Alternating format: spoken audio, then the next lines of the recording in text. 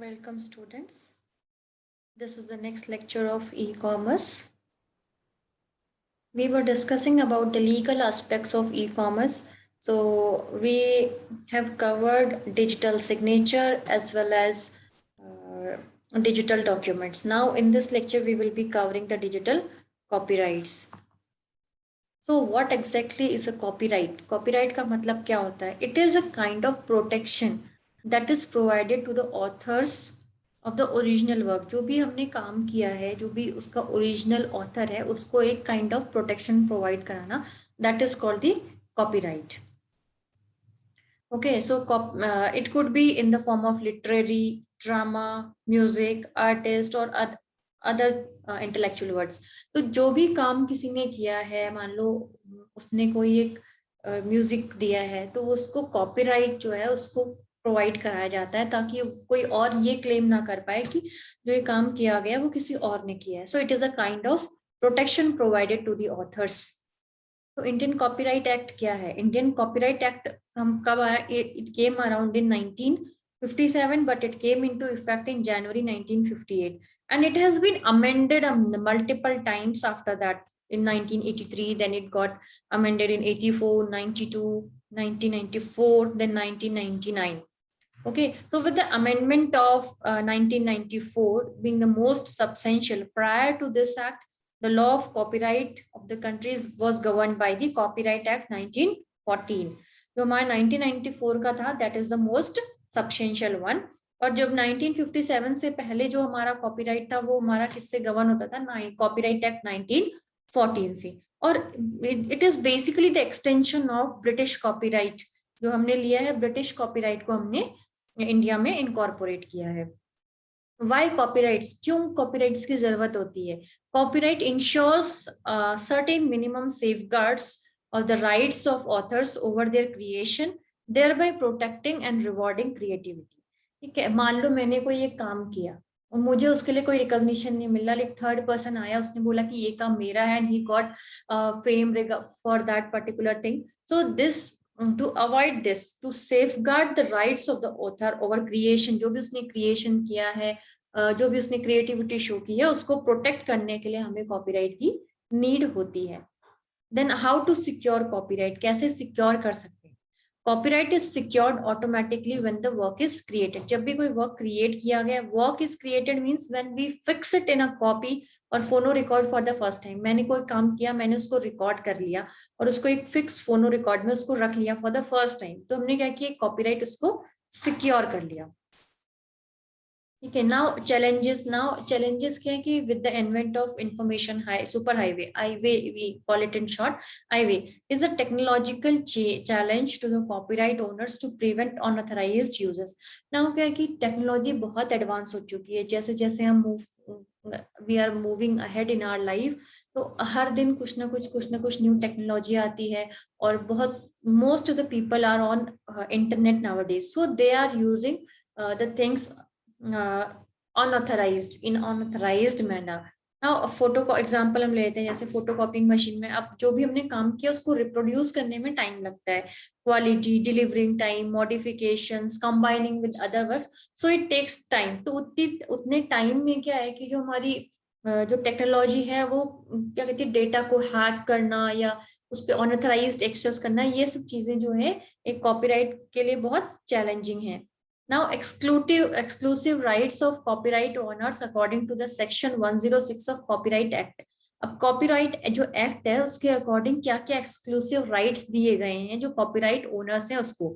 अब क्या कर सकता है जो ओनर है? He can reproduce the copyrighted work in copies and फोनो रिकॉर्ड्स.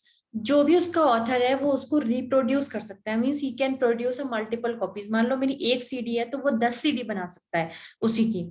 ठीक है. To prepare derivative works based upon the copyright work. जो हमने काम किया उसमें से हम और भी तो कुछ चीजें ऐसी होती है कि we can draw multiple things out of it, so that is also coming under the exclusive right. वो कॉपीराइट क्योंकि उसी का खुद का काम है, उसी में से हम और वर्क आगे एक्सटेंड कर सकते हैं, उसमें से कुछ और चीजें हम निकाल सकते हैं.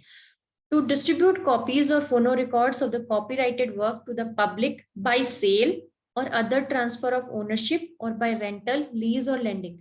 उसके पास एक ये अथॉरिटी होती है कि ही कैन, जो भी उसकी कॉपीज हैं उसको ही can distribute in the public by, या तो वो सेल कर सकता है, means he can offer some amount of money in instead of that, या फिर हम उसको ट्रांसफर कर सकते हैं, पार्शियल ट्रांसफर होता है, या हम रेंट पे दे सकते हैं, या हम लीज पर दे सकते हैं। तो these type of rights are for the owners of the copyrighted work to perform and display the copyrighted work publicly। जो भी उसका वर्क है, मान लो जैसे हम कहते हैं इन केस ऑफ लिटरेरी या म्यूजिकल ड्रामा या कोरियोग्राफिक वर्क्स, तो जो भी motion pictures and audio visual works, उसको पब्लिकली डिस्प्ले करने का काम क्या होता है हमारा, that is also the authority of the author's of the copyrighted work. जो भी उसके पास, हम क्या कर सकते हैं, उसको रिप्रोड्यूस कर सकते हैं, उसको सेल कर सकते हैं, उसकी मल्टीपल कॉपीज बना सकते हैं, we can prepare derivative out of it, we can draw another conclusion out of it, और उसी में से कुछ ड्रॉ करके कुछ न्यू निकाल सकते हैं। उस कॉपीज को डिस्ट्रीब्यूट कर सकते हैं पब्लिकली, चाहे वो हम सेल से करें, चाहे हम उसको किसी तरह की ओनरशिप प्रोवाइड कर दें, या रेंट पे दे दें, या लीज पर दे दें, या हम क्या करते हैं अपनी कॉपीराइटेड वर्क को पब्लिकली शो कर सकते हैं, डिस्प्ले कर सकते हैं, शोकेस कर सकते हैं, परफॉर्म कर सकते हैं, डांस हम परफॉर्म कर सकते हैं, अपनी कोरियोग्राफी परफॉर्म कर सकते हैं। जैसे सरोज खान की, वो अपना डांस अपना परफॉर्म करके अपनी कोरियोग्राफी वो को शो करती थी, तो दैट इज द कॉपीराइटेड।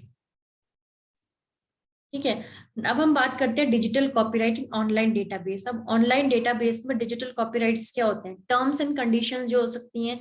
मान लो मैंने कोई काम किया, मैंने उसको डिजिटली रिकॉर्ड कर दिया है, मैंने उस पर कॉपीराइट ले लिया है, तो अब उस पर क्या क्या कंडीशंस लग सकती हैं। ठीक है, तो मान लो मैंने बोला कि पहले में नो डाउनलोडिंग है, मतलब मेरा काम है, इसको कोई डाउनलोड नहीं कर सकता, सिर्फ देख सकते हो। ठीक है, नो ई स्टोरेज, वो ई स्टोरेज नहीं होगा, सिर्फ उसको प्रिंट कर सकते हैं, मतलब उसको आप स्टोर नहीं कर सकते हो। सेकेंड, नो कॉपीज और डिस्ट्रीब्यूशन इंटरनली, उस कॉपीज को आप मतलब उसकी कॉपी बना के और डिस्ट्रीब्यूट नहीं कर सकते हो। या नो कॉपीज और distribution to the third party, आप उसको डिस्ट्रीब्यूट,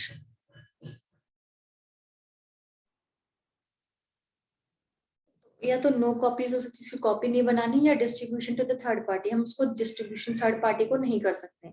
या फिर स्पेसिफिक लिमिटेशंस लगा दी ऑन वेरियस यूज, कि आप उसको सिर्फ कमर्शियल, सिर्फ एजुकेशनल पर्पस के लिए यूज कर सकते हो, कमर्शियल पर्पस के लिए यूज नहीं कर सकते हो। So these are the different different copyrights in online. मतलब या तो आप डाउनलोडिंग अलाउड ही नहीं है, सिर्फ नो स्टोरेज, सिर्फ आप प्रिंट फॉर्म में उसको देख सकते हो, या फिर आपने कॉपीज डिस्ट्रीब्यूट नहीं करनी है। ठीक है, या फिर no copies distribution to the third parties, third party को उसकी डिस्ट्रीब्यूशन नहीं होनी है, या उसके लिमिटेशन पे उसको यूज कर, उस पर लिमिट कर दिया जाता है। Next, what works quality for protection, copyright protects original works of authorship that are fixed in tangible form of expression. Copyright किस पे काम करता है कि जो भी ओरिजिनल वर्क है उसको हमने टेंजिबल फॉर्म में फिक्स कर दिया है। The fixation need not to be directly perceptible so long as it may be communicated with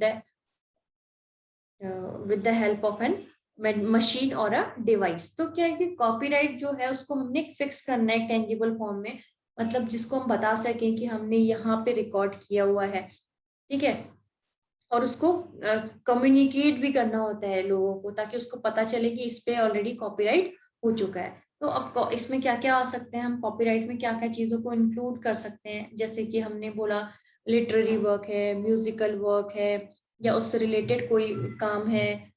ठीक है, ड्रामेटिक्स है, उसमें म्यूजिक है, या कोई कोरियोग्राफिक वर्क, हमारा कोई भी पेंटोमाइंस का मतलब हो गया कोई भी एक थियरेटिकल जो भी हम एंटरटेनमेंट करते हैं, कोई कॉमेडी होती है जनरली फॉर चिल्ड्रन। सो इन सब चीजों पे हमारा क्या हो सकता है, कॉपीराइट हो सकता है।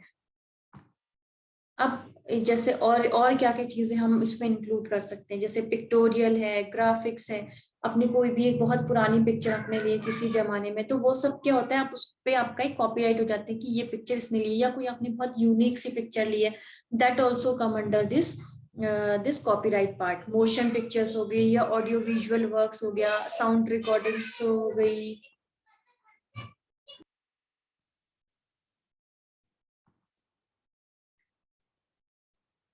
अब जो इन कैटेगरीज हैं हम इसको बहुत ब्रॉडली देख सकते हैं, जैसे कंप्यूटर प्रोग्राम, या मोस्टली जो कंपाइलेशंस हैं, उसको हम क्या कह सकते हैं, लिटरेरी वर्क्स हो गया, मैप्स हो गया, मैप्स को हम क्या करेंगे, इसको हम जैसे पिक्टोरियल हो गया, ग्राफ्स हो गया या स्कल्पचरल वर्क्स हो गए, तो इसको हम ब्रॉडली देख सकते हैं, ठीक है। जैसे कंप्यूटर प्रोग्राम को हमने बोल दिया कि ये कंपाइलेशन है और रजिस्टर्ड एज लिटरेरी वर्क्स जो भी हैं, ठीक है, इसको लिटरेरी वर्क्स के फॉर्म में आ जाएगा। मैप्स, आर्किटेक्चरल प्लान्स को हम पिक्टोरियल, ग्राफ या स्कल्पचरल वर्क के अंदर इंक्लूड कर लेंगे, ठीक है। अब क्या क्या चीजें जो हैं वो कॉपीराइट नहीं हो सकती हैं, जैसे कि हमने कोई चीजें ऐसी हैं जो हमने फिक्स नहीं की है टेंजिबल फॉर्म में। फॉर एग्जांपल हमने कोई कोरियोग्राफिक वर्क किया that have not been noted, ठीक है, और रिकॉर्डेड, हम कोई रिकॉर्ड नहीं किया, हमने घर में डांस किया और हमने नया डांस फॉर्म निकाला, जैसे कोई भी सॉन्ग है उसमें हमने डांस किया और कोई अलग से स्टेप्स निकाले, ठीक है, या हमने कोई भी स्पीच को इम्प्रोवाइज किया लेकिन हमने उसको रिकॉर्ड नहीं किया या उसको किसी फॉर्म में सेव नहीं किया, तो ये सब चीजें हमारी कॉपीराइट में नहीं आती हैं। या कोई टाइटल्स हो गए, नेम्स, शॉर्ट फ्रेजेस या स्लोगन्स, फेमिलियर सिंबल्स, या कोई टाइप ऑफ ऑर्नामेंट्स में हमने कुछ हल्का सा चेंज कर दिया, कलरिंग में चेंज किया, तो इस तरह की चीजें जो हैं, जैसे इंग्रेडिएंट है किसी चीज का तो उसमें हमने हल्के से चेंज कर दिए, तो ये सब चीजें क्या है कॉपीराइट के अंदर नहीं आती हैं। So this is all about the copyrights. Thank you.